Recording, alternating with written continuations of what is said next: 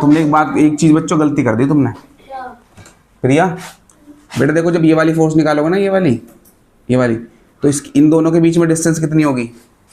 वो 2 नहीं होगी बेटा। क्यों? ये इस पे फोर्स लगा रहा होगा एफ डी। तुमने इसको सी लिया ना, सी ले लो। ये एफ सी फोर्स लगा रहा होगा। ठीक है बेटा, ये डी फोर्स लगा रहा होगा, ये a force F a force लगा रहा होगा, और ये सी वाला इधर फोर्स लगा रहा होगा एफ सी। ऐसे है ना, तीनों समझ में आ गए। पहले मैं सबकी वैल्यू अलग अलग लिख देता हूँ। तो एफ ए की वैल्यू क्या होती है? Constant Q1 Q2 upon r square. ठीक है, आर क्या है हमारा? 2 × 10⁻⁻² मीटर। ठीक है, ये आ गया। जो ए फोर्स लगा रहा है, डी कितनी फोर्स लगा रहा है? सेम। ठीक है, और जो सी लगा रहा है वो कितनी फोर्स लगा रहा है? के। बेटा देखो, इन दोनों के डिस्टेंस, ये डायगोनल लेंगे, स्क्वायर का डायगोनल। स्क्वायर का डायगोनल जो होता है √2 × साइड, √2 × साइड, √2, ये आ जाएगा 2√2। ठीक है, तो क्या जाएगा? 2 √2 मीटर में करेंगे तो इसकी वैल्यू ये आएगी। आगे समझ में? इतना समझ में आ गया? एफ ए और एफ डी ऑलमोस्ट बराबर है, एफ फोर्स लगी हुई है ना।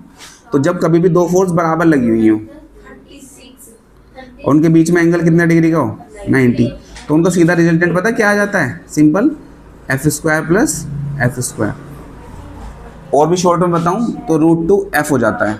क्या हो जाता है? √2 लगा दो और एक सिंगल फोर्स ले लो, दोनों फोर्स बराबर है। एक तरह से खुद देखो ना, ये स्क्वायर का डायगोनल तो बना, देखो। और स्क्वायर का डायगोनल क्या होता है? कोई सी भी एक साइड का उसका √2 टाइम्स कर दो। तो ये वाली फोर्स आ गई हमारी √2 एफ। किसकी डायरेक्शन में? इसके डायरेक्शन में आ गई। और ये तो ऑलरेडी इधर जा ही रहा है 45 डिग्री पे। तो हमारी ओवरऑल फोर्स कितनी आ गई? √2 एफ प्लस एफ सी। ठीक है,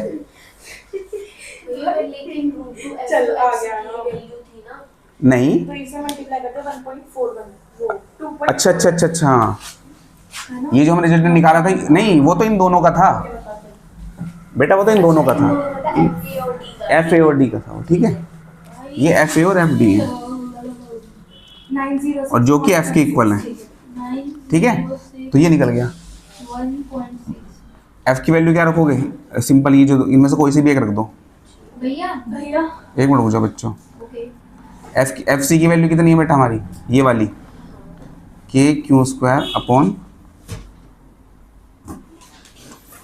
2√2।